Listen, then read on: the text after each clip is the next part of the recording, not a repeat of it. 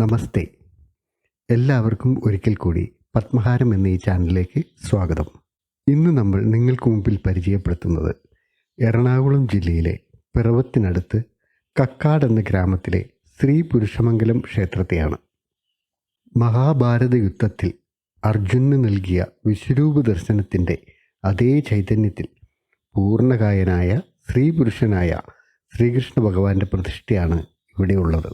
ധനു 1 മുതൽ 18 ദിവസം ഭക്തർക്ക് വിശ്വരൂപ ദർശന സൗഭാഗ്യവും ലഭിക്കുന്നു. അതുപോലെ ഈ ക്ഷേത്രോത്പത്തിക്ക് കാരണമായ ഒരു യോഗീശ്വരൻ സ്വർണ്ണവർണ്ണത്തിലുള്ള ആമയായി പുനരവതരിച്ച് ഈ ക്ഷേത്രകുളത്തിൽ വസിക്കുന്നു.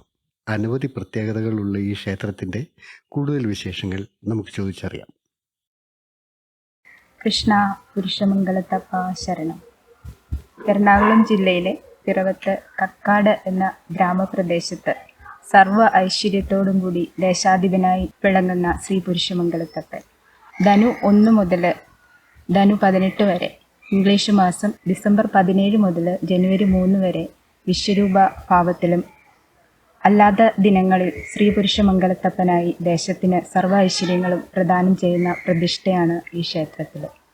നൂറ്റാണ്ടുകൾ പഴക്കമുള്ള ഈ ക്ഷേത്രം ജീർണാവസ്ഥയിലായിരുന്നപ്പോൾ പ്രശ്നവിധിയാൽ പുനരുദ്ധരിച്ച് നാൾക്കുനാൾ ഐശ്വര്യപൂർണമായി ഭക്തർക്ക് അഭയമരുളുന്നു. സാധാരണ ദിവസങ്ങളിൽ രാവിലെ 5:30 മുതൽ 9:30 വരെ ദർശന സമയം, വൈകുന്നേരം 5:30 മുതൽ 7 വരെയും ദർശനം. വിശ്വരൂപ ദിവസങ്ങളിൽ രാവിലെ 6 മുതൽ 11:30 വരെയും വൈകുന്നേരം 5 മുതൽ 8 വരെയുമാണ് ക്ഷേത്രത്തിലെ ദർശന സമയം.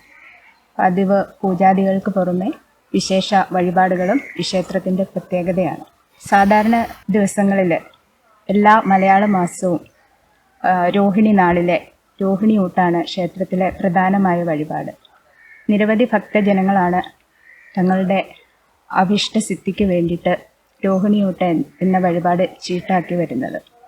ഇതിനു പുറമെ പാൽപ്പായസം, തുളസിമാല, തൃക്കൈവെണ്ണ തുടങ്ങിയ വഴിപാടുകളും ക്ഷേത്രത്തിൽ എത്തുന്ന ഭക്തജനങ്ങൾ ചീട്ടാക്കുന്നു.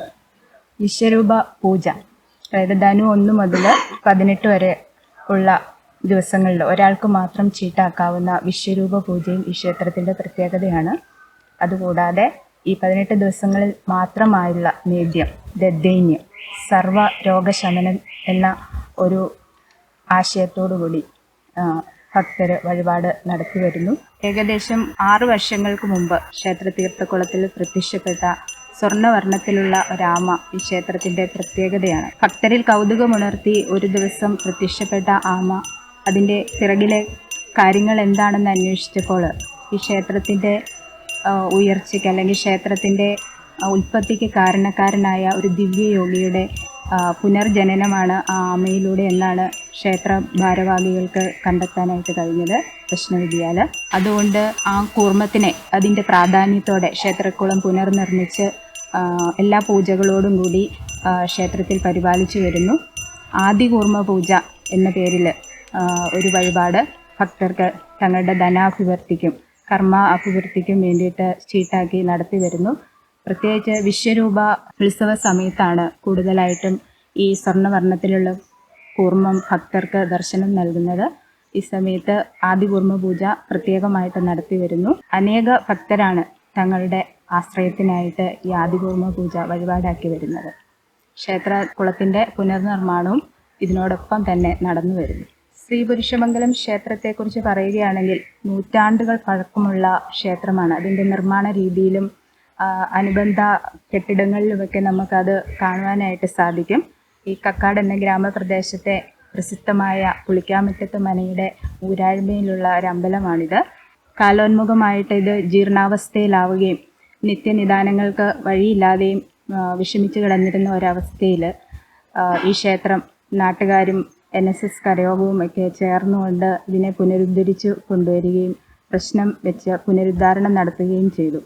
അതിൻ്റെ ഫലമായി അന്ന് മുതൽ എല്ലാ നിത്യപൂജകളും നിത്യനിദാനങ്ങളും ക്രമമായിട്ട് നടത്തി വരികയും വർഷം തോറും ഉത്സവവും വിശ്വരൂപ ദർശന മഹോത്സവവും ക്ഷേത്രത്തിൽ നടത്തി വരുന്നു.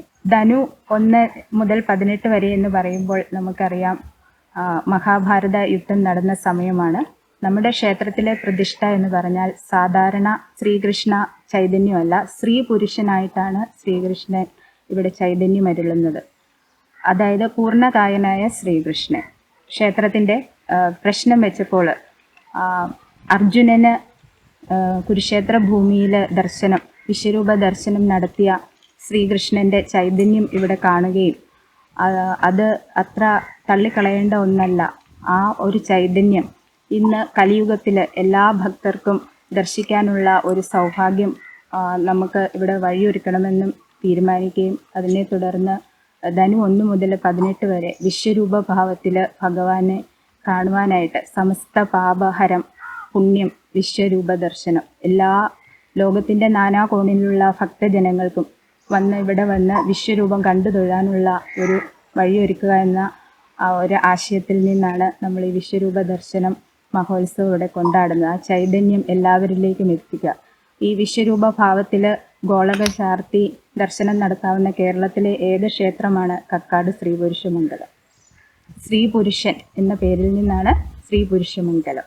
ആ ഒരു പ്രതിഷ്ഠയും വളരെ അപൂർവമാണ്. നമ്മളെല്ലായിടത്തും ഉണ്ണികൃഷ്ണനെയും ബാലഗോപാലനെയും ഒക്കെയാണ് കാണുന്നത്. ശ്രീ പുരുഷൻ എന്നൊരു സങ്കല്പത്തിൽ പൂർണ്ണകായകനായ ശ്രീകൃഷ്ണനെ ദർശിച്ചു തൊഴാനുള്ള ഒരു അപൂർവ സൗഭാഗ്യം കക്കാട് ശ്രീ പുരുഷമംഗലത്ത് മാത്രമാണുള്ളത്. വിശ്വരൂപ ദർശന മഹോത്സവത്തിലെ ശ്രീ പുരുഷമംഗലത്തെ പ്രത്യേക വഴിപാടാണ് ദധ്യന്യം എന്ന നേദ്യം. ദധിയും അന്നവും ചേരുന്നത്.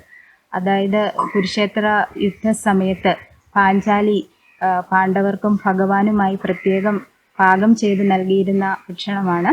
ഈ നേദ്യം കഴിക്കുന്നത് വഴി നമുക്ക് തളർച്ചയോ ക്ഷീണമോ ഒന്നും അനുഭവപ്പെടാതെ യുദ്ധരംഗത്ത് സജീവമായി നിൽക്കുന്നതിന് വേണ്ടിയിട്ടുള്ള ഒരു അപൂർവ ഔഷധക്കൂട്ടാണ് ഈ ദധ്യന്യത്തിൽ.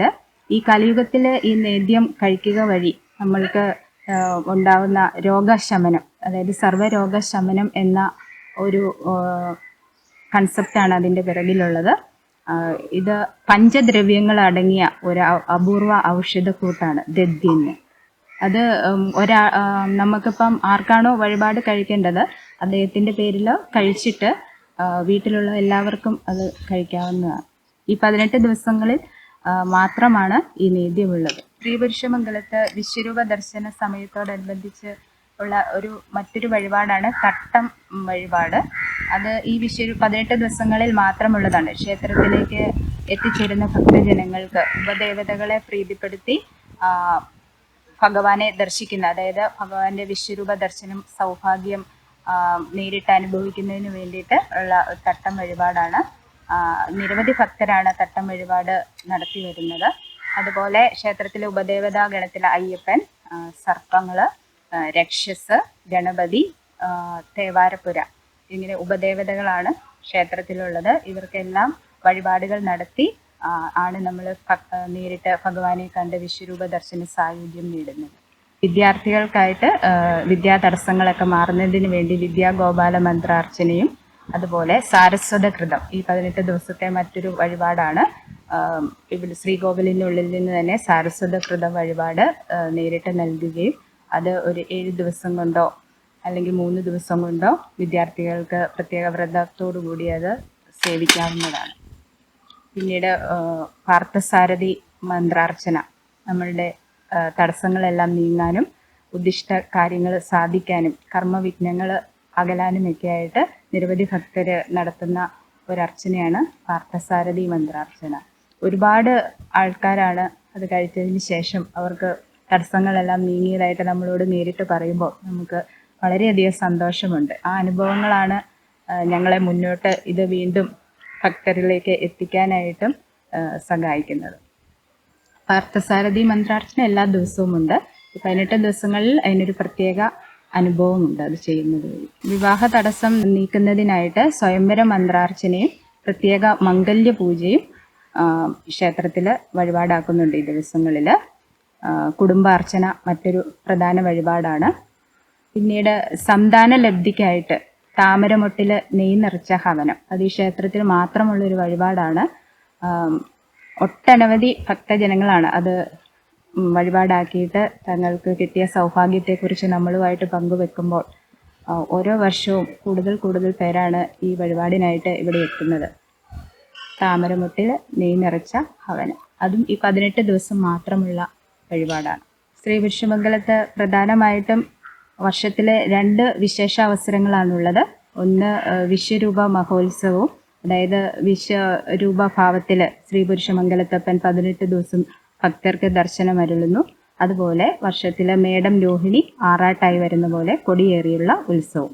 പിന്നീട് കർക്കടക മാസത്തിലെ പ്രത്യേക രാമായണ മാസാചരണവും അഷ്ടമി രോഹിണി ക്ഷേത്രത്തിലെ മറ്റൊരു പ്രധാന ദിവസമാണ്.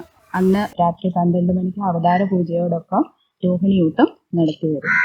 നിരവധി ഭക്തജനങ്ങൾ ആ രോഹിണിയൂട്ടിൽ പങ്കെടുക്കുന്നു. ശ്രീ പുരുഷമംഗലം ക്ഷേത്രം ഇപ്പോൾ NSSന്റെ നേതൃത്വത്തിലെ ഭരണസമിതിയാണ് നിത്യനിദാന കർമ്മങ്ങളെല്ലാം പരിപാലിച്ചു പോരുന്നത്. ക്ഷേത്രത്തിൻ്റെ താന്ത്രിക അവകാശം ഇരിങ്ങാലക്കുട കൂടൽമാണിക്യം കാവനാട് ബ്രാഹ്മണ കുടുംബത്തിനാണ്. ബ്രഹ്മശ്രീ പരമേശ്വരൻ നമ്പൂതിരിയുടെ മുഖ്യ കാർമ്മികത്വത്തിലാണ് ക്ഷേത്രത്തിലെ പ്രധാന ചടങ്ങുകളെല്ലാം നടത്തുന്നത്. ക്ഷേത്രം മേൽശാന്തി ബ്രഹ്മശ്രീ മോഹനൻ പോറ്റിയാണ് നിത്യ പൂജകളൊക്കെ നടത്തി വരുന്നത്. ക്ഷേത്രത്തിൽ ഈ വിശ്വരൂപ മഹോത്സവത്തിനോടനുബന്ധിച്ച് അന്നദാനം വഴിപാടായിട്ടാണ് ഈ 18 ദിവസവും നടത്തി വരുന്നത്.